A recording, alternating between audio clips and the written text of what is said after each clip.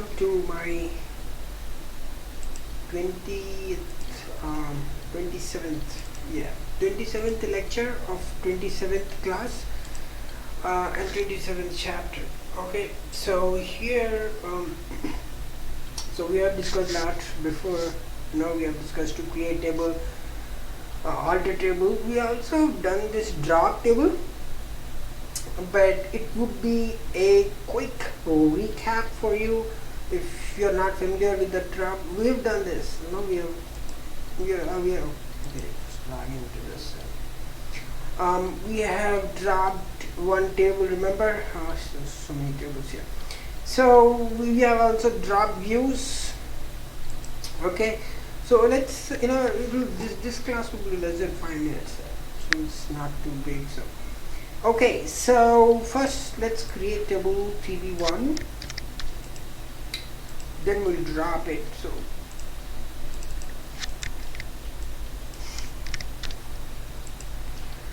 So here, create table 1. We have created so many tables, so this should not be a big deal.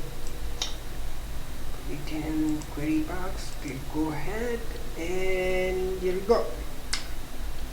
So this, see, whenever you're trying to create a table, you have to, by this time I assume you understood that you are actually creating the structure but not the data.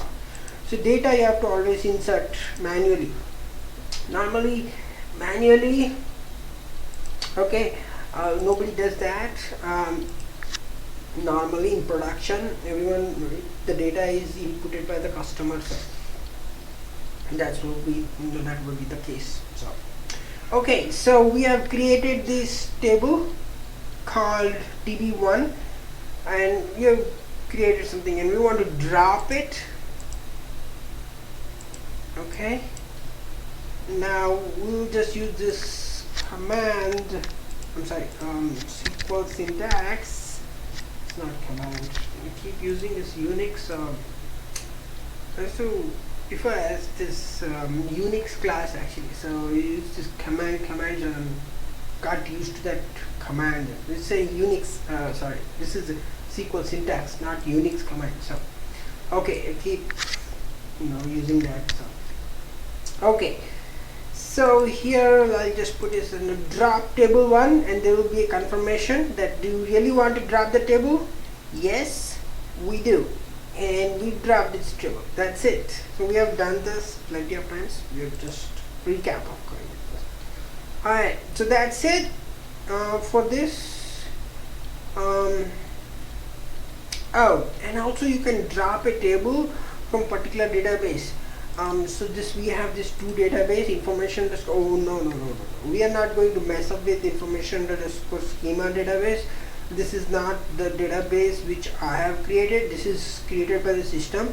So I'm not going to drop any table here. If you're going to drop anything here, you will be in serious trouble. So don't do that, and I'm not doing that. So we don't have another database. So, and also this SQL would not work if you don't have this access, grant access. This one won't work. So this would be a pretty useless SQL syntax for you, because if you don't have access, see, if you are working as a tester, let's say you're working as a tester, you don't have access to drop, especially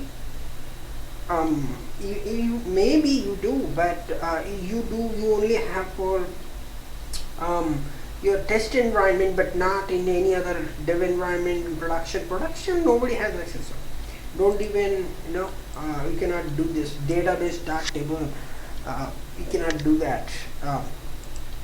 That's if you are doing that, you'll be in serious trouble. So this is only for your understanding, not for implementing everywhere. So drop, that's pretty much about drop. Okay, yeah, so that's the end of the chapter. So we'll continue into the next chapter. Oh yeah, and actually I will just save the syntax for you.